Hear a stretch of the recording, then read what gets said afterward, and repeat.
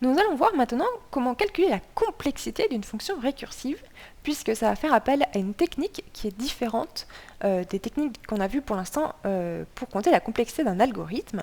Tout simplement parce que pour compter la complexité d'une fonction récursive, il va falloir utiliser une formule de récurrence. Pourquoi? Alors j'essaye sans formule de récurrence, je veux calculer la complexité de facto appelé sur l'argument n. Je veux compter les comparaisons d'entiers et les opérations arithmétiques. Donc, je commence. Si n est égal à 0 ou n est égal à 1, donc ça me compte une comparaison ici et une comparaison là. Si c'est vrai, je fais renvoyer 1. Sinon, je vais comparer n à 2, donc ça me fait une opération de plus. Et je fais quoi? Donc je vais faire une multiplication ici entre n et facto de n-1. Mais facto de n-1 est un appel de fonction, donc il faut que je compte le nombre d'opérations qui sont provoquées par cet appel de fonction. Alors, que vaut la complexité de facto de n-1? Alors, je ne l'ai pas encore étudié. En fait, si, justement, je suis en train de calculer la complexité de facto. Et donc, pour connaître la complexité de facto, il faut que je connaisse la complexité de facto. Donc, c'est pour ça que les techniques qu'on a vues jusqu'à maintenant, pour compter la complexité dans des cas plutôt simples, ne fonctionnent pas. Donc, en fait, je dois définir une suite que j'appelle par exemple UN, qui va compter la complexité empirique de l'algorithme facto appelé sur l'entier n. C'est-à-dire que UN va me compter le nombre d'opérations élémentaires qui sont effectuées dans un appel de facto sur l'entier n. Et donc, UN-1, ça compte le nombre d'opérations élémentaires qui sont effectuées sur un appel de facto pour l'argument n-1, etc. Et donc, U2, par exemple, ça me compte le nombre d'opérations élémentaires qui sont effectuées dans un appel de facto appelé sur l'argument 2. Alors, du coup, en analysant ceci, je peux dire que mon terme UN quand n est égal à 0, eh bien, tout simplement, je fais une comparaison ici. N est égal à 0. Comme je suis en train d'étudier le cas où n égale 0, bah forcément ça va être vrai. Donc mon OU, qui est un opérateur fainéant, ne va pas évaluer la deuxième partie, puisque vrai ou quelque chose, c'est toujours vrai. Et ça va me renvoyer 1. Donc pour facto appelé sur l'argument 0, ça me coûte une opération. C'est comme ça que j'obtiens cette ligne. Maintenant, quand n est égal à 1, combien ça me coûte? Eh bien, ça va me coûter une opération pour calculer si n est égal à 0 ou pas. Ça va être faux, donc je vais devoir évaluer l'autre partie de ma comparaison. Est-ce que n est égal à 1? Donc ça me coûte une deuxième opération. Et là, comme je suis en train d'étudier le cas où n est égal à 1, ça va être vrai, et donc je fais renvoyer 1. Donc l'appel facto sur l'argument 1 me coûte 2 opérations. Et maintenant, l'appel facto sur un argument n qui vaut au moins 2 va me coûter une opération ici. Ça va être faux, donc je vais devoir payer une autre opération ici. Ça va être faux, donc je vais devoir payer une troisième opération ici. Et je vais devoir payer une quatrième opération pour calculer le n-1, donc c'est une opération arithmétique, plus toutes les opérations qui sont faites dans l'appel récursif de facto de n-1, eh bien il y en a précisément un-1. Et ma dernière opération, c'est la multiplication qui est ici.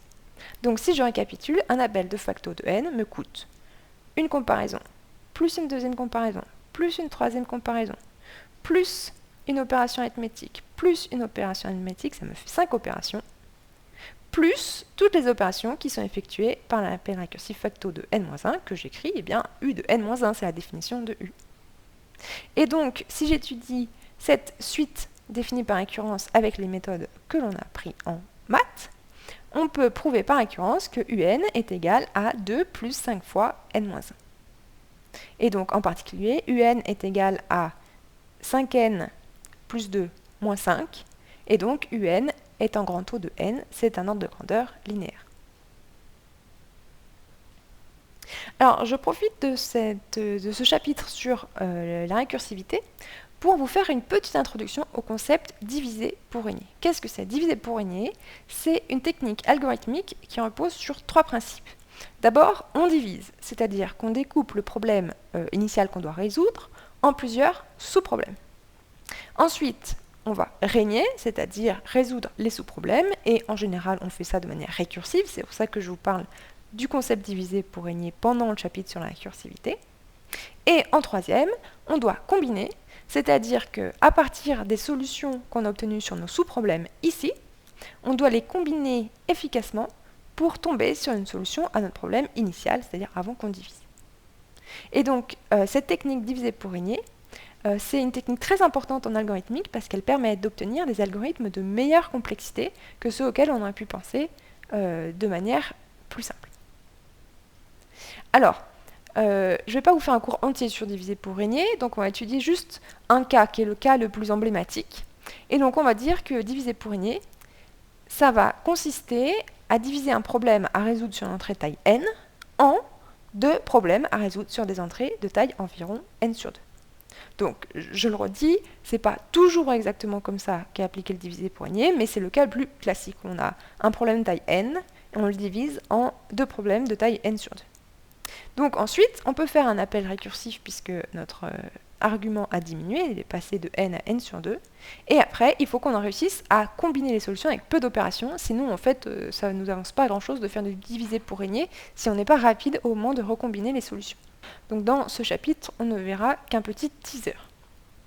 Alors, pourquoi est-ce que c'est intéressant de vouloir faire du diviser pour régner, et notamment pourquoi est-ce qu'on va avoir envie de diviser notre problème de taille n en deux parties de taille moitié? Et bien en fait, ça va nous permettre d'obtenir des algorithmes dont la complexité, donc que j'appelle ici UN, va vérifier la formule de récurrence suivante, ou en tout cas une formule assez proche.